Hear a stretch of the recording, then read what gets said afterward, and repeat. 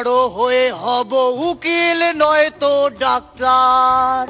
বাবা চেয়েছিল বড় হয়ে হব উকিল নয়তো ডাক্তার। তাই রাস্তার মোড়ে গিয়ে কিছু টাকা দিয়ে কিনলাম পুরাতন চেম্বার। আর এভাবেই ডিগ্রি ছাড়া আমি ডাক্তার। আমি ছোটবেলায় বুঝতে পেরেছিলাম আমি বড় হয়ে ডাক্তার হব।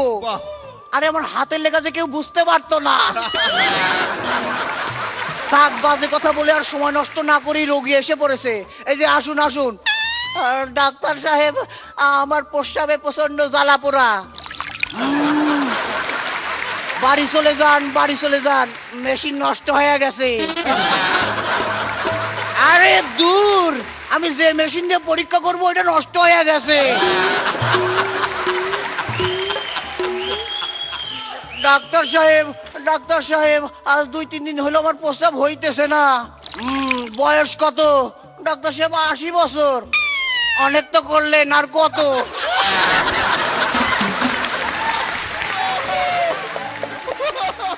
আপনার যে অবস্থা দেখতেছি খুব হইলে আপনি আর 3-4 দিন বাঁচবেন।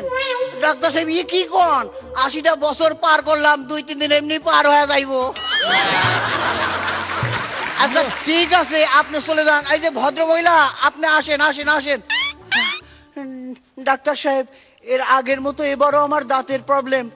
এবারও কি সব পরীক্ষা করবেন? আরে দূর, দেখেন সবাই কেমন তাকায় আছে। এবার শুধু দাঁত পরীক্ষা করলেই চলবো। দেখি হা করেন, হা করেন। ঠিক আছে ঠিক আছে। ডাক্তার সাহেব সব ঠিক আছে? আরে না, দেখলাম আমার লাইট ঠিক আছে কিনা। আচ্ছা আপনি যান, আপনি যান। এই যে আরেক ভদ্র মহিলা আসছে, আসেন আসেন। বলেন বলেন, আপনার সমস্যা কি? ডাক্তার সাহেব, আমার স্বামী আমাকে ভালোবাসে না। এ মায়া কি সমস্যার কথা বলে না লোভ দেখায়? আচ্ছা এই যে লিখে দিলাম, ধরেন। ডাক্তার সাহেব এ কি ওষুধ, কখন খাবো? আরে ওষুধ না, বাসার ঠিকানা লিখে দিয়েছি, আপনার চিকিৎসা বাসায় করতে হবে।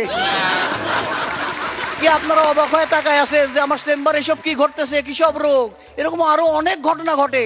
সেদিন আরেক লোক এসে আমাকে বলছে, ডাক্তার সাহেব আমি ভুলে একটা মার্বেল গিলে ফেলেছি। ঠিক আছে, হা করেন, দেখতে পারতেছি না তো।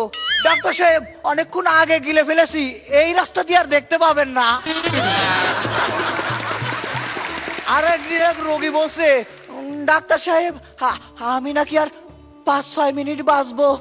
এখন আমি কি করি? বাঁচবেন তো আর 5-6 মিনিট, এর মধ্যে আর কি করবেন? যান, আমার জন্য একটা ডিম সেদ্ধ করে নিয়ে আসেন।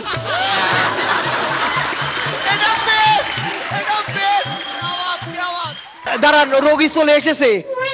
তা আপনি কি করেন? সিসি কি দেখান? না ডাক্তার সাহেব, আমি গিটার বাজাই। ও আচ্ছা আচ্ছা, ঠিক আছে। তা আপনার নাম কি? মেক্সি। পড়ে এসেছেন? না ডাক্তার সাহেব, আমার নাম মেক্সি। আচ্ছা বলেন বলেন, আপনার সমস্যাটা খুলে বলেন। ডাক্তার সাহেব, আমি এই যে 1 মাস হলো বিয়ে করছি, বিয়ের পর থেকে আমার কোমরে ব্যথা। জটিল সমস্যা, পদ্ধতি পাল্টাতে হবে। আরে দূরু দূরু, আবার চিকিৎসা পদ্ধতি পাল্টাতে হবে। দাঁড়ান, রোগীর তো ভিড় পড়ে গেছে, অনেকদিন পর চেম্বার খুললাম তো। বলেন আপনার কি সমস্যা? ডাক্তার সাহেব, রাতে আবার ঘুম হয় না, আমি শুধু ছটফট করি। ওই দেখো, ছটফট করলে ঘুম হবে কি করে? দাঁড়ান, এই ওষুধগুলো খেয়ে নেবেন। ডাক্তার সাহেব, এই ওষুধ খেলে আমার ঘুম হবে? আরে না, ওই ছটফটানিটা বন্ধ হবে।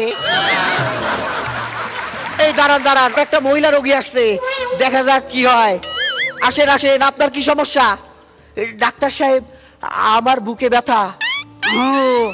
এর আগে কাউকে দেখিয়েছেন? ডাক্তার সাহেব, আমার বয়ফ্রেন্ডকে দেখিয়েছি। সিসি কি বলেন? না ডাক্তার সাহেব, উনিও ডাক্তার। ও আচ্ছা, তাইলে ঠিক আছে। তা কোনো প্রেসক্রিপশন করেছে কি? না ডাক্তার সাহেব, কোনো প্রেসক্রিপশন করে নাই। অনেকবার দেখছে, প্রেসক্রিপশন করে নাই। তা ঘটনা কি? তা কেন? না মানে ডাক্তার হলেও শয়তান আছে। আচ্ছা আচ্ছা ঠিক আছে, আপনার চিকিৎসা আমাকে দিয়ে হবে না, আপনি আপনার বয়ফ্রেন্ডের কাছেই চলে যান। হরহামেশা আমার চেম্বারে আরো এরকম ঘটনা ঘটতেছে। দাঁড়ান দাঁড়ান, রোগী চলে এসেছে, বয়স্ক রোগী। আচ্ছা বলেন, আপনার সমস্যা বলেন। সমস্যা খুলে বলে। এইভাবে হবে না। আচ্ছা ঠিক আছে, আপনি এই যে এখানে লেখেন। দেখি কি লিখেছে। আমার কথা কেউ শুনতে পারে না। দাঁড়ান দাঁড়ান, আরেকটা রোগী এসেছে। বলেন বলেন, আপনার সমস্যা বলেন। ডাক্তার সাহেব, আপনি অপারেশন করলেন পেটের, কিন্তু মাথা ফোলা কেন? এই, আপনার যে জ্ঞান ফিরতেছিল না। কি বলেন? আচ্ছা, আপনার অন্য কোনো সমস্যা থাকলে বলেন।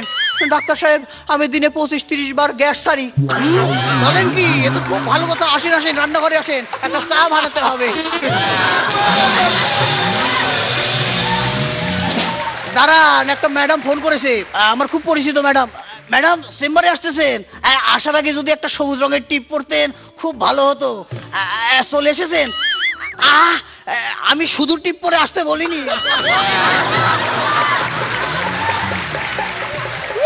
আচ্ছা বলেন, আপনার সমস্যা বলেন। ও ডাক্তার, আমার দেখেন জন্ডিসে গা হাত পা হলুদ হয়ে গেছে, আমার ঠিক মতো ঘুম হয় না। ঠিক আছে, এক কাজ করেন, এই হলুদের সাথে লাল রঙের একটা শাড়ি পরবেন, ম্যাচিং হলে ঠিক ঘুম এসে যাবে। সেদিন এক লোক এসে আমাকে বলছে, ডাক্তার সাহেব আমার বাচ্চা সবসময় খালি এইটা করে, কি করব?